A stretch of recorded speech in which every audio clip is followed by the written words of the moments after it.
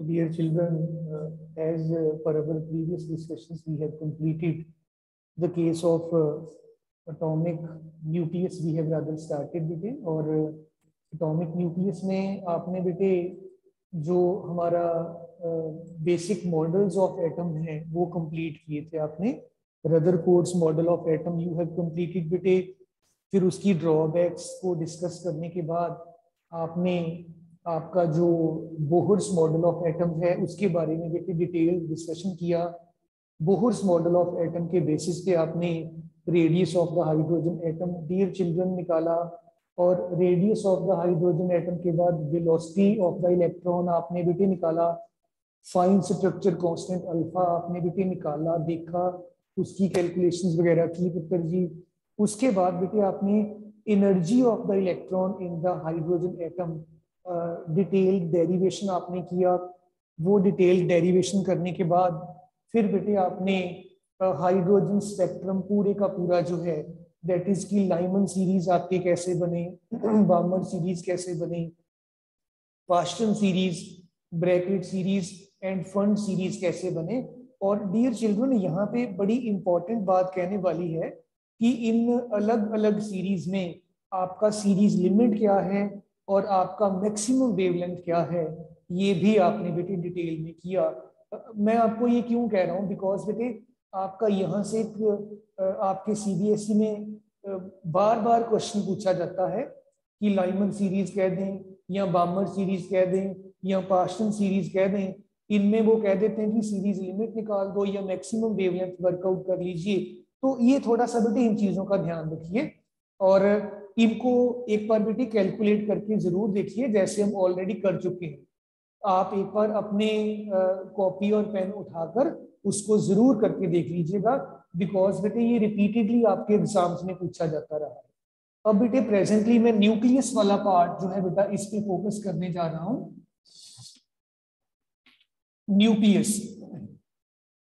Nucleus of an atom, हमने last time बेटे इसके बारे में इंट्रोडक्शन जो है वो स्टार्ट कर लिया था. इमेजिन कर लीजिए कि न्यूक्लियस है ये आपका, किसी इंस्टेंट पर न्यूक्लियस का लिया गया फोटोग्राफ, आप इसको इमेजिन कर सकते हो.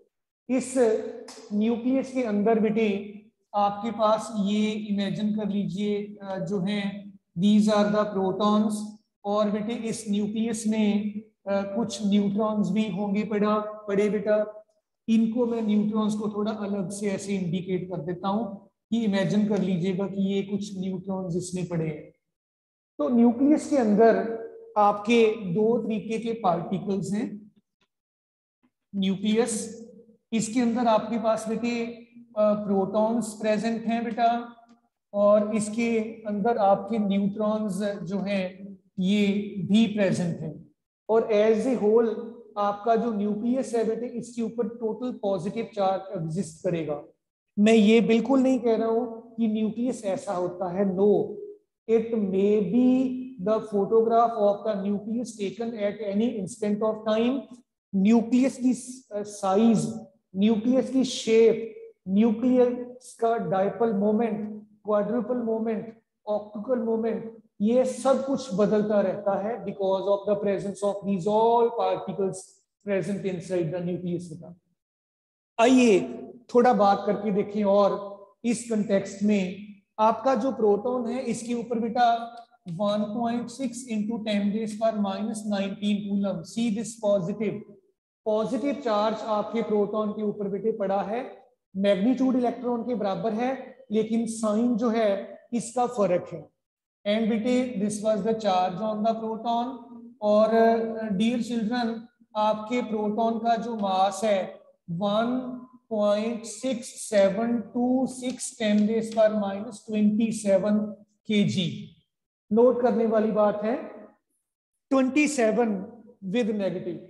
इसका मतलब ये हुआ कि ये इलेक्ट्रॉन के कंपैरेटिवली करीब 10,000 टाइम्स हैवी पार्टिकल है. करीब मैं कह रहा हूं, वहां पे -31 किलोग्राम होता है. तो you can well compare the facts and figures with.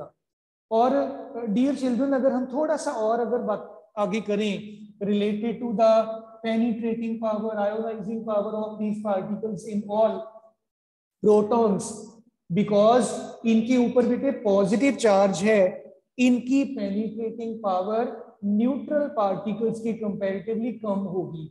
ये ज्यादा पेनिट्रेट नहीं कर सकते किसी भी मटेरियल ऑब्जेक्ट के अंदर तक या किसी मीडियम के अंदर तक। और साथ ही साथ बिकॉज इनके ऊपर चार्ज है, इनकी आयोनाइजिंग पावर बहुत ज्यादा होती है।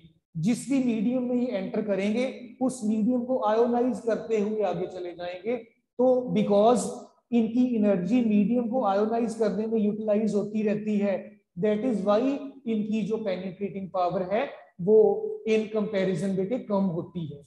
सो इन चीजों का आपको साथ ही साथ ध्यान भी रखना है और एनालिसिस भी करते जाना है बेटे आपने इनका। तो देन बेटे अगर मैं बात करूं न्यूट्रॉन की, न्यूट्रॉन्स जो हैं दीज आर न्यूट्रल, इनके ऊपर डियर चिल्ड्रन कोई चार्ज नहीं होता। This is well known fact available with everyone. लेकिन यहाँ पे जो मास है न्यूट्रॉन का, दिस इज 1.6748 10⁻⁻27 kg। यहाँ पे फर्क है दोनों में पुत्र। आपका जो न्यूट्रॉन है in comparison to the proton slightly heavy particle है। See these two encircled figures बेटा, ये 48 ये 26, तो 20 का फर्क है इन डेसिमल प्लेसेस पर।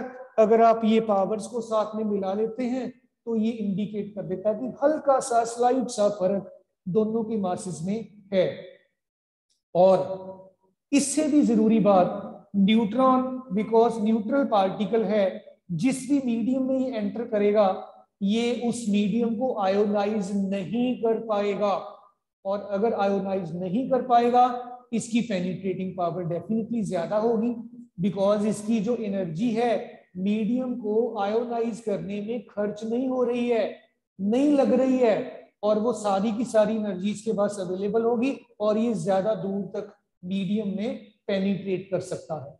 सो डियर चिल्ड्रन, आपका जो न्यूट्रॉन है in comparison to the proton इसकी पेनिट्रेटिंग पावर ज्यादा है, लेकिन इसकी आयोनाइजिंग एबिलिटी उसके कंपैरेटिवली, प्रोटॉन के कंपैरेटिवली कम है। सबसे इंटरेस्टिंग फिगर न्यूट्रॉन के बारे में, न्यूट्रॉन आपका जो है बेटा ये एज सच फ्री स्टेट में एग्जिस्ट नहीं कर सकता। न्यूट्रॉन बेटे जो है फ्री न्यूट्रॉन की अगर मैं बात करूं, इट इज बेटे अनस्टेबल, ये स्टेबल नहीं होता। होता क्या है इसको, मान लीजिए जिस रूम में बैठ के आप पढ़ रहे हो, कहीं से आउटसाइड से वहां पर न्यूट्रॉन एंटर करता है या कुछ चेंजेस आई, न्यूट्रॉन वहां पर प्रोड्यूस हो गया, वो ज्यादा देर तक नहीं रह सकता। क्या होगा उसके साथ, this is neutron, immediately it will change into proton plus बेटा आपके पास ये आपका बीटा पार्टिकल है, ये एंटी न्यूट्रिनो, ये रिएक्शन है बेटा। इस रिएक्शन को अगर आप थोड़ा सा और फोकस करेंगे, इस रिएक्शन का टाइम पीरियड जो है, half of the time period ये 12 मिनट्स का है। I just mean to say that बेटा कि न्यूट्रॉन अगर फ्री स्टेट में मिल भी जाए वो ज्यादा देर तक रह नहीं पाएगा, वो फटाफट इस तरीके से रिएक्ट करके ये प्रोडक्ट्स आपको दे देगा। It will not exist for a long time. So this is exactly what do we mean by this term unstable. और ये इसका बेटे हाफ लाइफ टाइम 12 मिनट्स का, इस चीज का आपने डियर चिल्ड्रन खास खास खास ध्यान रखना है बेटा। इसके बाद बेटे बड़ी छोटी छोटी टर्म्स हैं हमारे पास, आइए इनको वन बाय वन डिस्कस करें। We have isotopes. आइसोटोप्स बेटे जब भी आप न्यूक्लियस की बात करते हो, न्यूट्रॉन्स की बात करते हो, प्रोटॉन्स की बात करते हो, atoms of an element having same atomic number, जिनका Z सेम हो। So we will say that बेटा atoms of an element, atoms of an element having same atomic number Z are called isotopes बेटे। So isotopes में Z dear children same रहेगा। Let me give you few examples of the isotopes. Hydrogen isotopes जो possess करता है 1H1, 1H2, 1H3, hydrogen के ये proton, deuteron, ट्रीटॉन, कुछ इस तरीके से इनका आप नाम केमिस्ट्री में भी लिया करते हो बेटा। कार्बन के आइसोटोप्स एग्जिस्ट करते हैं, C612, C613, तो you can see Z same है, इन केसेस में भी Z सेम है, तो that is why we call that these are the isotopes बेटे। सो डियर चिल्ड्रन, जब भी आप आइसोटोप्स की बात करें, आप ये कह देंगे कि आइसोटोप्स में these are the atoms of the elements which possess same atomic number, mass number बच्चों अलग हो सकता है। So this is exactly what do we mean by the term isotopes बेटा। इसी के साथ मिलती जुलती चीज है आइसोबार्स बेटे। आइए इस चीज को भी कंप्लीट करके देखें, that what do we mean by the term isobars बेटे। Isobars, these are the atoms of an element, which have same atomic mass and different atomic number। A same हो जाएगा, Z अलग हो जाएगा बेटा।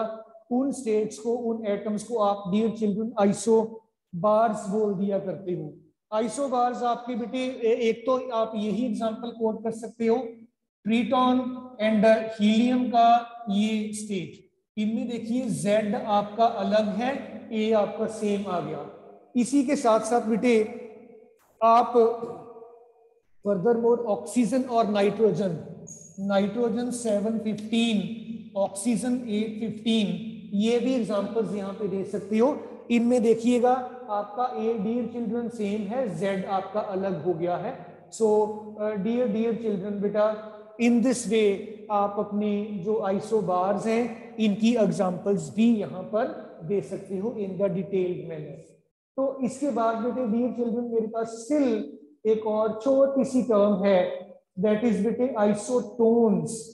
आइसोटोन्स जो हैं इनमें न्यूट्रॉन्स का नंबर बच्चों सेम होता है।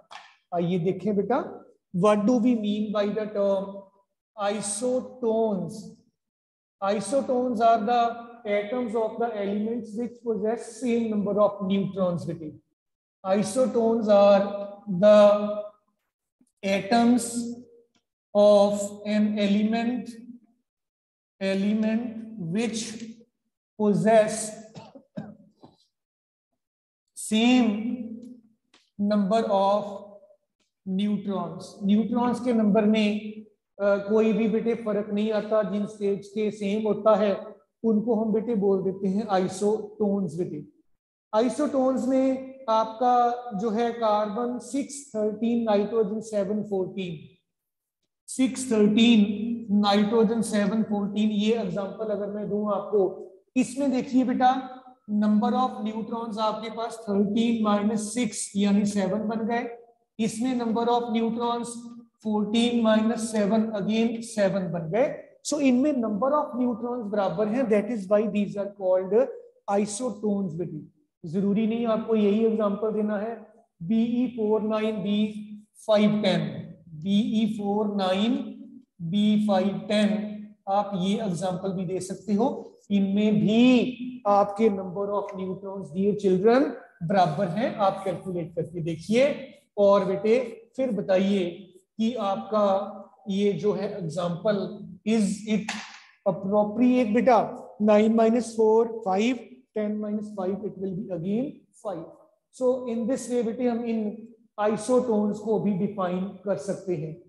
इसके बाद बड़ी इंपॉर्टेंट टर्म है मिरर न्यूक्लियाई।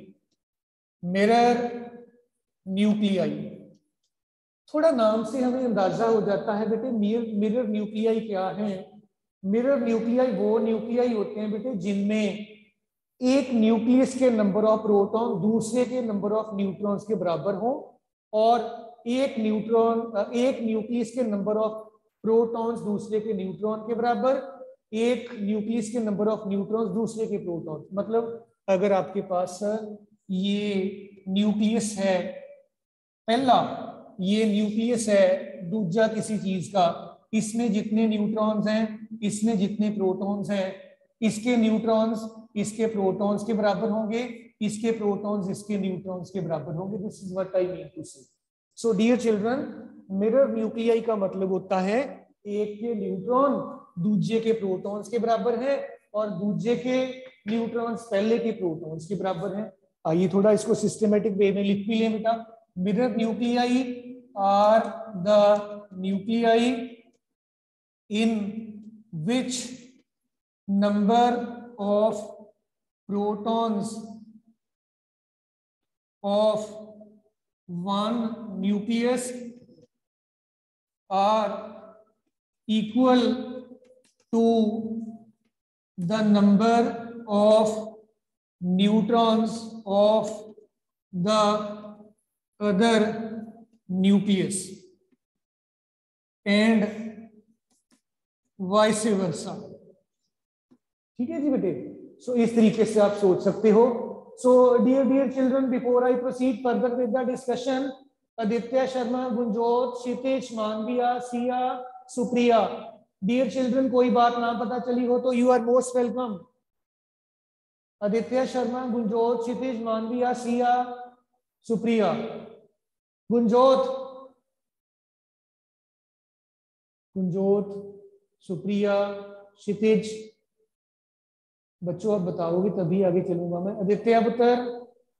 सर क्लियर है, सारा क्लियर है बेटे, कोई दिक्कत वाली बात तो नहीं? No sir. वेरी नाइस बेटे, very nice, it is expected from your side. So आइए बेटे आगे चलें। इसके बाद हमारे पास कंसेप्ट आ जाता है बेटा साइज ऑफ द न्यूक्लियस कैसे हम एस्टिमेट कर सकते हैं। This is very important.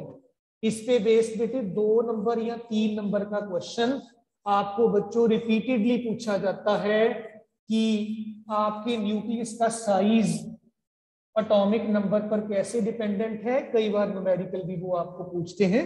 आइए डियर चिल्ड्रन स्टार्ट करें। साइज ऑफ द न्यूक्लियस जो है इसको हम कैसे बच्चों एस्टिमेट कर सकते हैं। Size of the nucleus, size of the nucleus. बेटे न्यूक्लियस किसी भी एटम का जितना ज्यादा बड़ा होगा उतने ज्यादा उसमें नंबर ऑफ न्यूक्लियॉन्स होंगे। एक टर्म में यूज कर रहा हूं, nucleons. This is the term collectively used for the neutrons as well as the protons.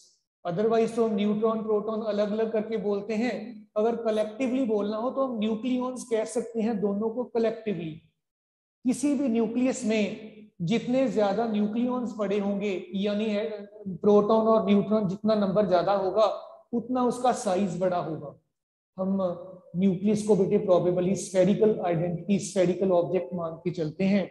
इसका मतलब ये हुआ कि आपके जितना भी न्यूक्लियस का वॉल्यूम है, मैं लिख देता हूं बेटा, more the number of nucleons,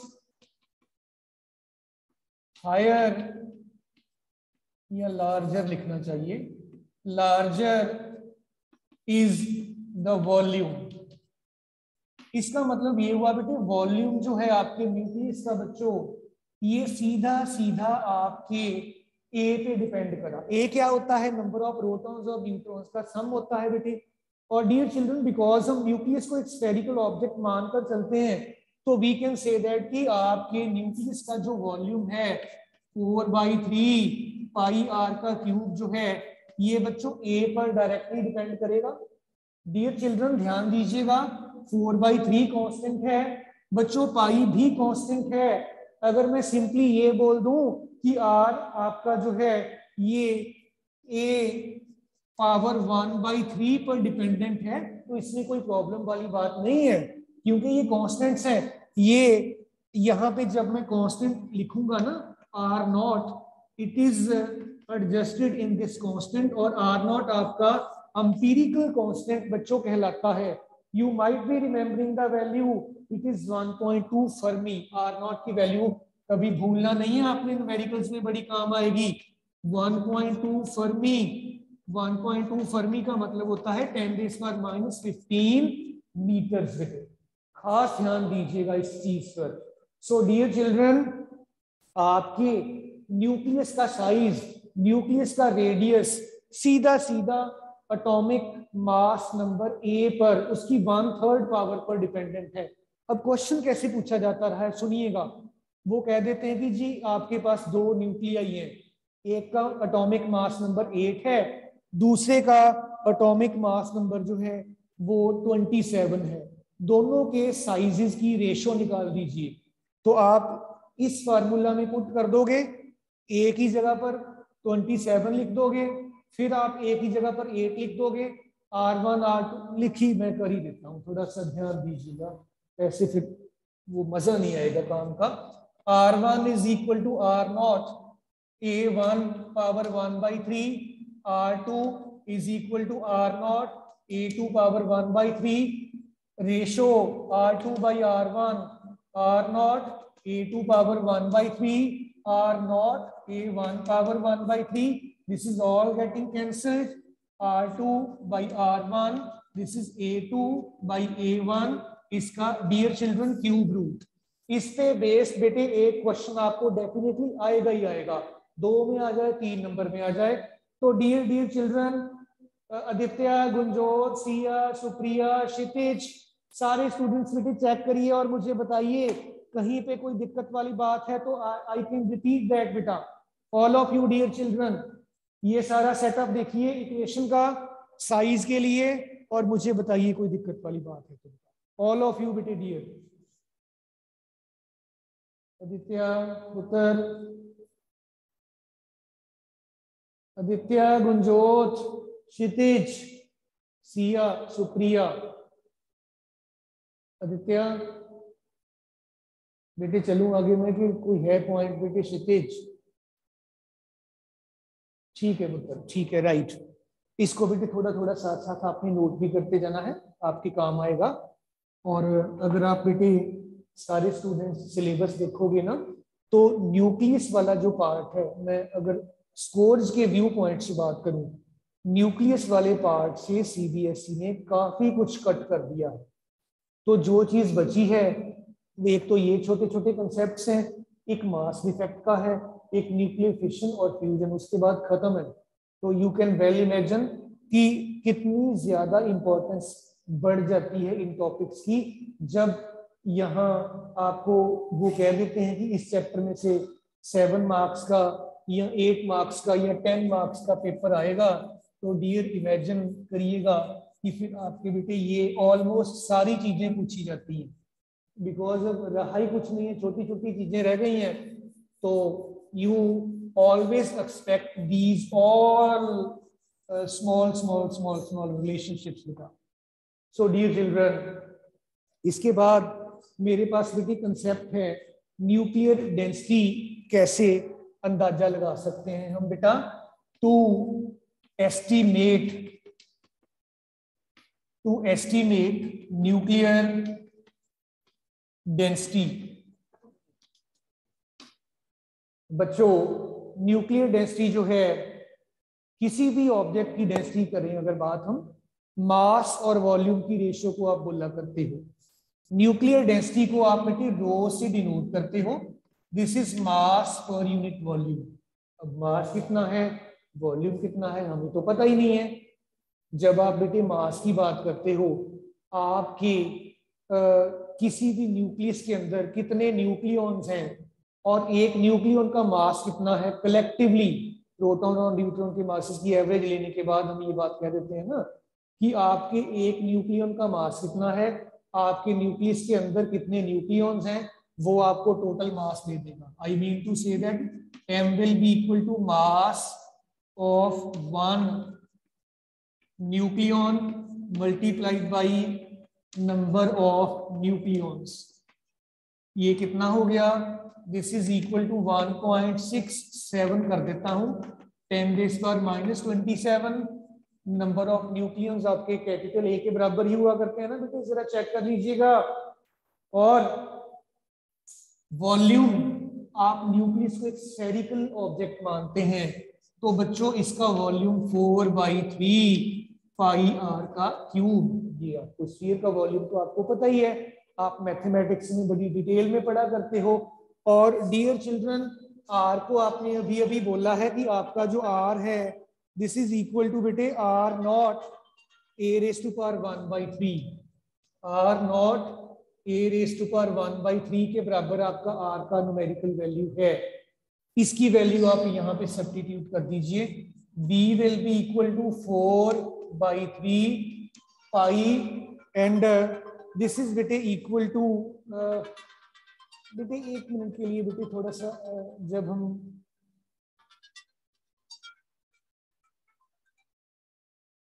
जब हम बेटे इसकी बात करते हैं आपके R naught A raise to power 1/3 इसका क्यूब कर दीजिए। So volume will be equal to 4/3 pi R naught इसका क्यूब इंटू ए। ये आपके पास बेटे बन गया जी वॉल्यूम। वॉल्यूम आपके पास है, मास आपके पास है, ये वैल्यूज आप इसमें सब्स्टिट्यूट कर दीजिए। आपका जो रिजल्ट है न्यूक्लियर डेंसिटी का आपको मिल जाएगा। लेट अस बेटे सब्स्टिट्यूट द वैल्यूज कोरस्पॉन्डिंगली।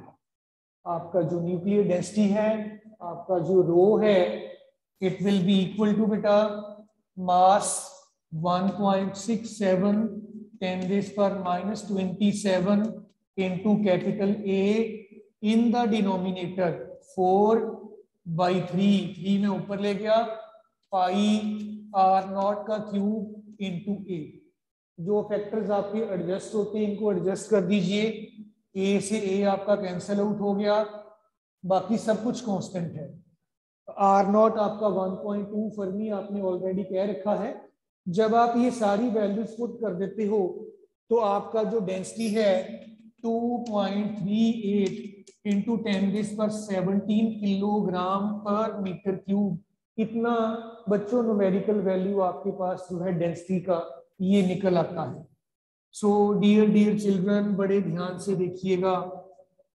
10⁻17 को ये काफी ज्यादा बेटे बड़ी पावर है, सच यहाँ पे भी हमें इसकी जरूरत पड़ेगी।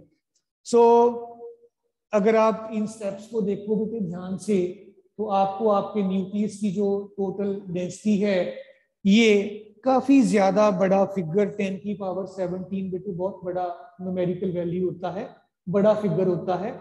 ये क्लियरली इंडिकेट कर देता है कि न्यूक्लियस जो है ये बहुत ही ज्यादा हैवी ऑब्जेक्ट है और आप इतनी ज्यादा डेंसिटी वाले ऑब्जेक्ट को, और वो भी आपकी डेंसिटी यहाँ पर बेटे कांस्टेंट के बराबर है। So before we proceed further बेटा, किसी स्टूडेंट को कोई दिक्कत वाली बात हो तो बताइए बेटे डियर चिल्ड्रन। आदित्य, गुंजोत, क्षितिज, मानविया, सिया, सुप्रिया पुत्र। आदित्य बेटा, क्षितिज, गुंजोत, सुप्रिया।